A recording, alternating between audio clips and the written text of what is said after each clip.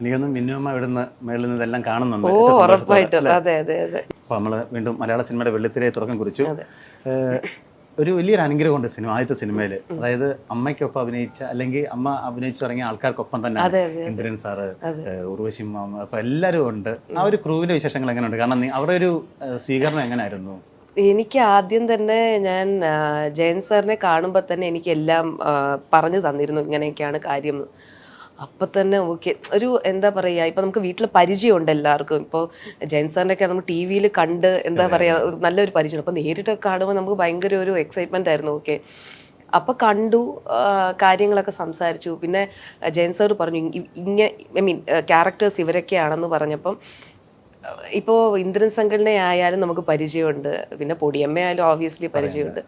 അപ്പോൾ പിന്നെ ബാക്കി ക്രൂ മെമ്പേഴ്സിൻ്റെ അടുത്തൊക്കെ ഇപ്പോൾ അമ്മയായാലും കാർത്തു ആയാലും ജോണി ആന്റണി സാറിൻ്റെ കൂടെയൊക്കെ വർക്ക് ചെയ്തിട്ടുണ്ട്, സാർ ഡയറക്ടർ ആയിരുന്ന സമയത്ത്. അപ്പം എല്ലാവരുടെ കൂടെ നമുക്കൊരു പരിചയം ഉള്ളത് കാരണം ആദ്യം തന്നെ നമുക്ക് അവിടെ പോകുമ്പോൾ അങ്ങനെ ടെൻഷൻ അടിക്കും, അങ്ങനെ ഒരു ഇതില്ലായിരുന്നു.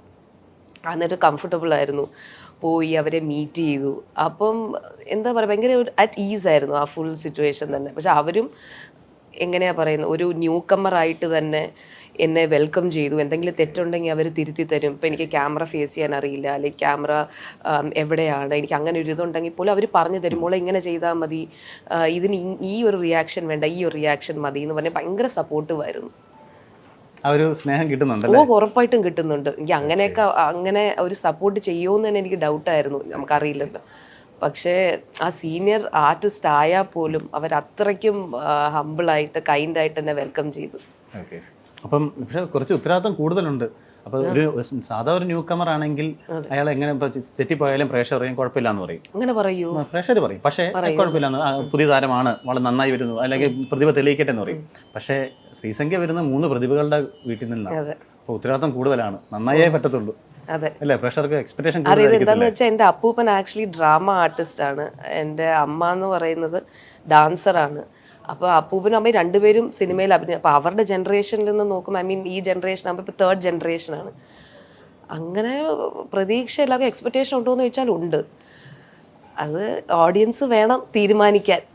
നമ്മുടെ പരമാവധി ഐ മീൻ ശ്രമിച്ച് ഞാൻ ഉറപ്പായിട്ടും എൻ്റർടൈൻ ചെയ്യുന്നതായിരിക്കും. എൻ്റെ കഴിവ് ഉറപ്പായിട്ടും ഞാൻ തെളിയിക്കും. എനിക്കൊന്ന് സംസാരിച്ചപ്പോൾ എനിക്ക് തോന്നിയത്, സിനിമ ചെറുപ്പം മുതലേ സിനിമ പരിചിതമായതുകൊണ്ട് ആ ഒരു എക്സൈറ്റ്മെന്റ് അല്ല ഉള്ളത്. കാരണം വളരെ എക്സ്പീരിയൻസ്ഡ് ആയ ഒരു നമ്മൾ ആൾക്കാരൊക്കെ ഇന്റർവ്യൂ ചെയ്യുമ്പോൾ ഉള്ള ഒരു അങ്ങനല്ല, സിനിമയുടെ താളവും ലയോ അറിയാം. അല്ലെ, സിനിമ ഇങ്ങനെയാണ്, സിനിമയുടെ നല്ല വശങ്ങളും അറിയാം, സിനിമയുടെ മോശം വശങ്ങളും അറിയാം, ഡൗണും എന്താ അപ്പോൾ എല്ലാം അറിയാവുന്നതുകൊണ്ട് ആ ഒരു എക്സൈറ്റ്മെന്റ് അപ്പുറത്ത് എക്സ്പീരിയൻസ് ആണ് പറയുന്നത്. അതെ ചേട്ടാ, ആയിരിക്കും. എന്താന്ന് വെച്ചാൽ ഇപ്പം നമ്മൾ വീട്ടിലായാലും കേട്ട് വളർന്നത് വേറൊന്നുമല്ല, സിനിമ മാത്രമാണ് കേട്ട് വളർന്നത്. ബേസിക്കലി ഇങ്ങനെയാണ്, നമ്മൾ സെറ്റിൽ ഇങ്ങനെയായിരുന്നു, അതും ചെറുപ്പം തൊട്ട് തന്നെ.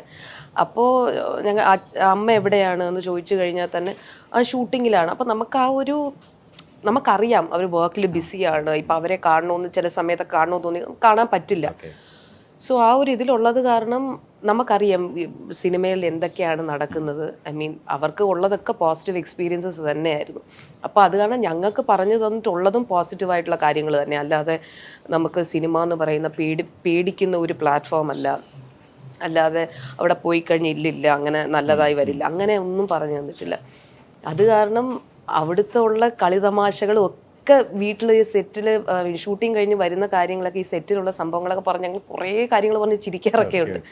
അപ്പോൾ ഇതൊക്കെ പറയുമ്പോൾ ഞങ്ങൾക്കൊരു നല്ല ഒരു എൻവയൺമെൻ്റ് ആണ് തോന്നിയിട്ടുള്ളത്. അപ്പോൾ അത് കാരണം ഇതൊക്കെ കേട്ട് വരുന്നത് കാരണം ഇപ്പോൾ പൊടിയമ്മയായാലും കാർത്തു ആയാലും മിനു ആയാലും പോയിട്ട് വരുമ്പോൾ അവിടുത്തെ ഓരോ കാര്യങ്ങൾ പറയും, സെറ്റിലെ കാര്യങ്ങൾ പറയും, ആക്ടേഴ്സുമായിട്ടുള്ള അവർ സംസാരിച്ച കാര്യങ്ങൾ വരും. പിന്നെ പറയും എല്ലാ ലഞ്ച് ബ്രേക്കിന് എല്ലാവരും ഒരുമിച്ചാണ് ഇരിക്കുന്നത്. അപ്പോൾ ഇതൊക്കെ കേൾക്കുന്നത് നമുക്കും ഒരു ആഗ്രഹമുണ്ട്, എങ്ങനെയായിരിക്കും, അതും സ്റ്റാർസ് അല്ലേ, നമ്മൾ ടി വി കാണുമ്പോൾ ഇവർ സ്റ്റാർസാണ് എന്നുള്ള രീതിയിൽ. അപ്പം നമുക്കും തോന്നും ഒന്ന് കണ്ടോട്ടെ. പക്ഷെ ഞങ്ങളെങ്ങനെ കൊണ്ടുപോയിട്ടില്ല, സെറ്റിലൊന്നും കൊണ്ടുപോയിട്ടില്ല. അപ്പോൾ അതുകൊണ്ട് ഇവരെ കാണണമെന്നുള്ള ആഗ്രഹമുണ്ട്. അപ്പം നമുക്കും ഇതിനകത്ത് വരണം. ഇതിനകത്ത് വന്നു കഴിഞ്ഞാൽ നമുക്ക് ഡിഫറെൻറ്റ് ക്യാരക്ടേഴ്സ് ചെയ്യാം. ഇപ്പം ഡോക്ടർ ആവാതെ തന്നെ പഠിച്ച് ഡോക്ടർ ആവാതെ തന്നെ ഞാൻ ഡോക്ടറായിട്ട് അഭിനയിക്കുകയാണ്.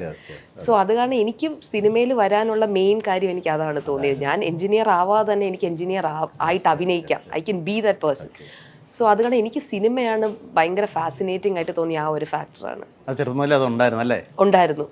അപ്പം ഇപ്പം മിനു ആണെങ്കിലും കാർത്തു ആണെങ്കിലും പൊടിയമ്മയാണെങ്കിലും എല്ലാ ടൈപ്പ് റോൾസും ചെയ്തിട്ടുണ്ട്. ഇപ്പം എന്താ പറയുക ഡോക്ടർ ആണെങ്കിലും ഡൊമസ്റ്റിക് ഹെൽപ്പ് ആയാലും ഹൗസ് വൈഫ് ആണെങ്കിലും അപ്പം നമ്മൾ ഇവരെ വീട്ടിൽ കാണുന്ന പോലത്തെ ഒരു ഫേസേ അല്ല അവർക്ക് സിനിമയിൽ വരുമ്പോൾ. അപ്പോൾ അതൊക്കെ കാണുമ്പോഴത്തേക്കും അയ്യോ നമുക്കും ഇതുപോലെ ചെയ്യാൻ പറ്റുമോ. അപ്പം ആ ഒരു തോന്നലാണ് മെയിനായിട്ട് എനിക്ക് സിനിമ ഒരു ഫാസിനേറ്റിംഗ് വേൾഡായിട്ട് എനിക്ക് തോന്നിയത്. ഇപ്പം ഉർവശിയെ പറ്റി പറയാനാണെങ്കിൽ ഇപ്പം നമ്മൾ ഓരോരുത്തരെ പറ്റി പറയുകയാണെങ്കിൽ മലയാളത്തിൽ ലേഡി സൂപ്പർ സ്റ്റാർ എന്ന് തന്നെ എല്ലാവരും വിശേഷിപ്പിക്കുന്നത്. മലയാളം നല്ല ലേഡി സൂപ്പർ സ്റ്റാർ എന്ന് തന്നെ. കാരണം എനിക്കൊന്നും ചെയ്തു ഫലിപ്പിക്കാത്ത വേഷങ്ങളില്ല. തലയണ മന്ത്രത്തിലൊക്കെ വേഷമൊക്കെ ഒരിക്കലും നമ്മൾ മറ്റുള്ളവരെ പ്രതീക്ഷിക്കുന്നതിനപ്പുറത്താണ്. അപ്പോൾ അത്ര ഒരു ഈ അങ്ങനെ എക്സൈറ്റ്മെന്റ് ചെയ്ത കഥാപാത്രങ്ങൾ ഓർക്കുവാണെങ്കിൽ അതൊക്കെ പറയാൻ പറ്റുമോ? ഇപ്പം പൊടിയമ്മയുടെ ആണെങ്കിൽ എനിക്ക് തമിഴിൽ മായാ ബസാർ എന്ന് പറഞ്ഞൊരു മൂവിയുണ്ട്. അത് ഡബിൾ റോൾ ആയിട്ട് അഭിനയിച്ചാണ്. ഒരു ക്യാരക്ടർ എന്ന് പറയുമ്പോൾ ഒരു ഓട്ടിസ്റ്റിക് ഒരു മെന്റലി റീറ്റാർഡ് ആണ്. രണ്ടാമത്തെ ക്യാരക്ടർ എന്ന് പറയുമ്പോൾ ഒരു കള്ള മന്ത്രവാദി. അപ്പൊ ഇതൊക്കെ നമുക്ക് കാണുമ്പോൾ വേരിയേഷൻ ഒക്കെ ആ ഒരു ഏജിൽ പൊടിയമ്മയ്ക്ക് ഐ തിങ്ക് ആ സമയത്ത് യങ് ആയിരുന്നു. ഒരു 94 വന്ന മൂവിയാണിത്.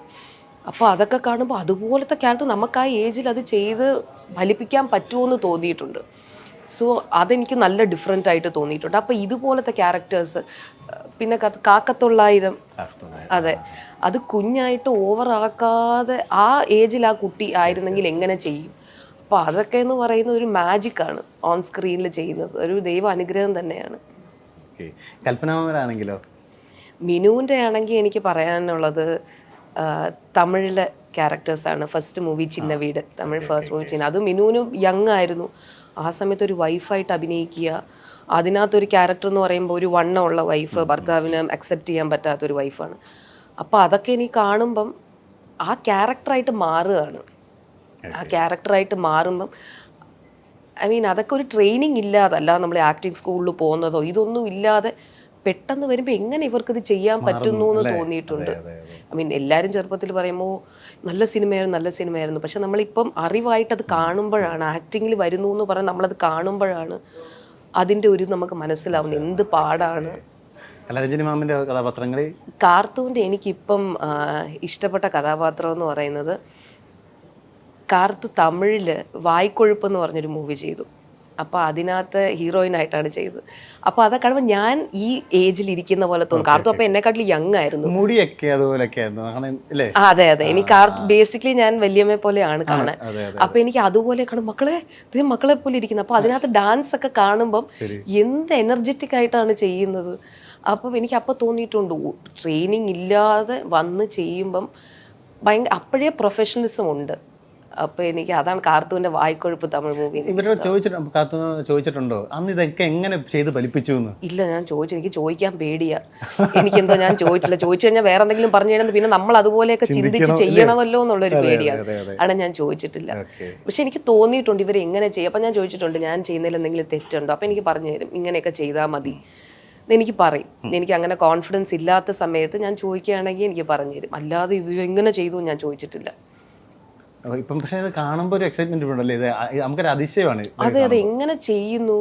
എല്ലാവരും പറയും ഈ മിനു അല്ലെ കാർത്തു പൊടിയമ്മ ചെയ്ത സിനിമയൊക്കെ ആ സമയത്ത് 300 ദിവസം തിയേറ്ററിൽ ഓടി എന്നൊക്കെ പറയുമ്പോൾ 300 ദിവസവും ഒരു വർഷമൊക്കെ അല്ലേ. ഇതെങ്ങനെ ആൾക്കാരെങ്ങനെ അങ്ങനെ പോയി കാണുന്നു എന്നൊക്കെ തോന്നും. പക്ഷെ പിന്നെ നമ്മളത് ഇപ്പം ഇരുന്ന് കാണുമ്പം ആണ് അതിൻ്റെ വാല്യൂ നമുക്ക് മനസ്സിലാവുന്നത്. കൽപ്പനാവിനെ പറ്റി പറയുകയാണെങ്കിൽ കൽപ്പനാം ജഗതി കോമ്പിനേഷൻ, കാരണം മലയാളത്തിലെ എവർഗ്രീൻ കോമ്പിനേഷനാണ്. രണ്ടുപേരും നമുക്കിന്ന് വെളുത്തിരയിലില്ല. അപ്പം ഇന്നും പക്ഷേ എനിക്കൊന്ന് മീമുകളിലായാലും ട്രോളുകളിലായാലും ഈ എക്സ്പ്രഷൻ കൽപ്പനാവിനെ ഇങ്ങനെ മൊഴി ഉന്നരിച്ച് ഇതിനൊക്കെ ഉണ്ടല്ലോ, സ്ഥിരം ഇങ്ങനെ വരുന്നതാണ്. ഇതൊക്കെ കാണുമ്പോൾ ഈ സോഷ്യൽ മീഡിയയിൽ ഇപ്പോഴും, അതായത് പുതിയ 2K കിഡ്സ് ആണ് അവരാണ് ഓർക്കുന്നത്. പറയുകയാണെങ്കിൽ അവരിപ്പോഴും മീംസ്, പിന്നെ ഈ പുതിയ സോങ്സ് വെച്ചിട്ട് അവരുടെ പഴയ ഡാൻസ് സീക്വൻസ് ഒക്കെ ഇട്ടിട്ട് ഇന്ന് ഞാൻ ഒരു പോസ്റ്റ് കണ്ടിരുന്നു. അപ്പോൾ ഇതൊക്കെ കാണും, ചിലപ്പോൾ ഞാൻ കാണാത്ത ക്ലിപ്സ് ആയിരിക്കും. അപ്പോൾ ഇതൊക്കെ കാണുമ്പം അവർ നമ്മളെ ഓർമ്മിപ്പിക്കുകയാണ് പിന്നെ ഇതൊക്കെ ഇവർ എവിടെ നിന്ന് എടുക്കുന്നു എന്നാണ്. പിന്നെ കാരിക്കേച്ചേഴ്സ് വരയ്ക്കുക, ഇതൊക്കെ കാണുമ്പം ഓബ്വിയസ്ലി എനിക്ക് സന്തോഷമാണ് തോന്നുന്നത്. എനിക്കത് പറഞ്ഞറിയിക്കാൻ പറ്റുന്നില്ല അത്. അപ്പോൾ ഇവരൊക്കെ ഓർക്കുന്നത് തന്നെ എന്താ പറയുക, എനിക്ക് അവരോട് താങ്ക് യു ആണ് പറയാനുള്ളത്. എനിക്ക് അത്രയും സന്തോഷമാണ്. പിന്നെ അവരില്ലാത്തതിൻ്റെ ഇത് ഏതായാലും എല്ലാ കാലവും ഒരു വിടവ് തന്നെയാണ്. അതെ. ഇപ്പം ഈ താരങ്ങളുടെ മക്കളെ സംബന്ധിച്ച് അവർ ഏറ്റവും വലിയൊരു ദുഃഖമായിട്ടുള്ളത് ചൈൽഡ്ഹുഡിൽ ചിലപ്പം ഇവർ പേരൻസ് ഇവർക്ക് മേ ബി തീരെ കുറവായിരിക്കും ലൈഫിൽ കിട്ടുന്നത്. അത് ആ ഒരു വിഷമം ഉണ്ടോ ഇപ്പോഴും? ഇല്ല, എനിക്ക് വിഷമമില്ല. എനിക്ക് വിഷമമില്ല. എനിക്ക് എൻ്റെ അമ്മൂമ്മയാണ് എന്നെ വളർത്തിയത്, അമ്മയാണ് വളർത്തിയത്. അപ്പോൾ അതാണ് ഞങ്ങൾ ഈ ജനറേഷനിലെ മക്കളെല്ലാം ഞങ്ങൾ ഒരുമിച്ചായിരുന്നു. അപ്പോൾ ഒരുമിച്ചായിരുന്ന സമയത്ത് ഞങ്ങൾ ഇവർ ഈ അമ്മമാരില്ലാത്തതൊന്നും ഞങ്ങൾക്കൊരു മൈൻഡേ അല്ല. ഞങ്ങൾ വഴക്കുണ്ടാക്കുക, ഞങ്ങൾക്ക് വല്ലതും കഴിക്കാൻ കിട്ടുക, ഇത് മാത്രമുള്ള ഇതേ ഉള്ളൂ. സ്കൂളിൽ പോവുക, വഴക്കുണ്ടാക്കുക, പിന്നെ ബാക്കിയുള്ള കാര്യങ്ങൾ ചെയ്യുക. അല്ലാതെ ഇവർ വരുമ്പോൾ ഞങ്ങൾ ഇവരെ വന്ന അത്രയേ ഉള്ളൂ. അല്ലാതെ കൂടുതൽ മര്യാദയൊന്നും ഞങ്ങൾ കൊടുക്കാറില്ലായിരുന്നു. അപ്പോൾ പിന്നെ ഇതൊക്കെ കാണുമ്പോൾ നമുക്ക് തോന്നി ഇവരാരോ വലിയ ആൾക്കാരാണ് എന്നുള്ള തോന്നൽ വന്നു തുടങ്ങി. അപ്പോഴും ഞങ്ങൾ ഇവരെ മിസ് ചെയ്യാറില്ല. ഞങ്ങൾക്ക് ഞങ്ങളുടെ കസിൻസും അമ്മയുണ്ടോ സ്കൂളിൽ പോയി വല്ലതും ചോക്ലേറ്റ് ഒക്കെ കിട്ടിയോ, ഇത്രയേ ഉള്ളൂ. അല്ലാതെ ഇവരെ മിസ് ചെയ്യുന്നതോ ആ ഒരു അഫെക്ഷനോ അങ്ങനെ ഇല്ല. അങ്ങനെ തോന്നിയിട്ടില്ല. അവരെ മിസ് ചെയ്യുന്ന പോലെ അങ്ങനെ തോന്നിയിട്ടേ ഇല്ല ഞങ്ങൾക്ക്. അതുകൊണ്ട് എനിക്ക് അങ്ങനെ ദുഃഖമില്ല. സാധാരണ ഈ ആർട്ടിസ്റ്റുകളെല്ലാം അതെ സാധാരണ അങ്ങനെ ഞങ്ങൾക്ക് ദുഃഖം. ഞങ്ങൾ പറഞ്ഞാണ് പഠിപ്പിച്ചിട്ടുള്ളത്, മക്കളെ ഇവരിങ്ങനെ ഷൂട്ടിങ്ങിന് പോവുകയാണ്. അല്ല, നമുക്ക് ഇവരെ സിനിമയിൽ കാണുന്ന സന്തോഷമാണ്. അപ്പം ഈ സിനിമയാണ്, അപ്പം നമുക്ക് സ്കൂളിലൊക്കെ പോയിട്ട് പറയാമല്ലോ ഈ സിനിമയാണ് ചെയ്യുന്നത്, അങ്ങനെ ഒരു ഇതേ ഉള്ളൂ. അല്ലാതെ ആ ഒരു വിഷമമേ തോന്നിയിട്ടില്ല. ഓക്കെ, നമ്മൾ ഇന്റർവ്യൂ നമ്മുടെ അമ്മമാരെ പേരുകളുടെ കാര്യം പറഞ്ഞു. സാറിന് നമ്മളൊക്കെ എല്ലാവരും അമ്മ എന്നൊക്കെ ആയിരിക്കുമല്ലോ വിളിക്കുന്നത്. അപ്പം ഇതിനകത്ത് മിനുമ്മ എന്നല്ല, മിന്നു നല്ല വിളിക്കുന്നത്. അതെന്താ അങ്ങനെ ഒരു ശീലം വന്നത്? ആദ്യം ഞങ്ങൾക്ക് അറിയില്ലായിരുന്നു എന്ന് ബേസിക്കലി ഇങ്ങനെ അമ്മ എന്ന് വിളിക്കണം. ആക്ച്വലി കാർത്തൂൺ എൻ്റെ വല്യമ്മയുടെ ഞാൻ ചേട്ടനും ഞങ്ങൾ ഒരുമിച്ച് വളരുന്ന സമയത്ത് ഞാൻ, ചേട്ടൻ, പിന്നെ പൊടിയമ്മയുടെ മോള് കുഞ്ഞാറ്റ, പിന്നെ എൻ്റെ അമ്മാവൻ്റെ മോൻ അമ്പാടി. അപ്പം ഞങ്ങളെല്ലാവരും ഒരുമിച്ച് ഉണ്ട്. ഞങ്ങൾ 4 പേരുണ്ട്. അപ്പം ഞങ്ങൾ ഈ 4 പേര് ഒരുമിച്ച് വളരുമ്പോൾ ചേട്ടൻ ഇവരെയൊക്കെ ചേച്ചി എന്നാണ് വിളിച്ചുകൊണ്ടിരുന്നത്, ചേട്ടൻ. അപ്പം അത് തിരുത്തിയില്ല. അപ്പം ഞങ്ങളെല്ലാവരും ചേച്ചി എന്നായി. അപ്പം ഞങ്ങൾക്ക് അറിഞ്ഞുകൂടെ ഇവരെന്താണ് ആരാണെന്ന്.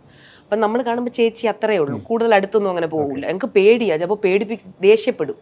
ദേഷ്യം കണ്ണൊക്കെ ഉരുട്ടി കാണിക്കും. പിന്നെ നമ്മൾ കൂടുതൽ ഉണ്ട്, വീട്ടിലുണ്ട്. കണ്ണൊക്കെ ഉരുട്ടി ഭദ്രകാളിയൊക്കെ വരുന്ന പോലെയൊക്കെ കാണിച്ചു കളയും. അപ്പം നമ്മൾ കുറച്ച് മിണ്ടാതിരിക്കണം. പറഞ്ഞാൽ കേട്ടില്ലെങ്കിൽ കാർത്തുമൊക്കെ ഇങ്ങനെ കണ്ണുരുട്ടി ഇങ്ങനെ കാണിക്കുമ്പോൾ പേടിയാവും. അപ്പം ഇത് കഴിയുമ്പോഴത്തേക്കും ഒരു ഏജ് ആയപ്പോഴത്തേക്കും പിന്നെ നമ്മൾ ഇവരെ വീട്ടിൽ വിളിക്കുന്ന പേര് ഞങ്ങൾ അങ്ങ് വിളിക്കാൻ തുടങ്ങി. കലമോളെ എന്നുള്ള ഞങ്ങൾ കാർത്തൂന്നാക്കി, മിനിമോളെ എന്നുള്ള ഞങ്ങൾ മിനു എന്നാക്കി, പൊടിമോളെ എന്നുള്ള ഞങ്ങൾ പൊടിയമ്മ എന്നാക്കി. അപ്പൊ അതിൽ കുറച്ച് ബഹുമാനം കൊടുത്തു പൊടിയമ്മയ്ക്ക്. ബാക്കിയുള്ളവർക്ക് പേര് അതെ ഇച്ചിരി കുറച്ച് എക്സ്ട്രാ പേടി ഉണ്ടായിരുന്നു. അപ്പൊ അത് കാരണം പൊടിയമ്മയെ മാത്രം പൊടിയമ്മ എന്ന് വിളിച്ചു.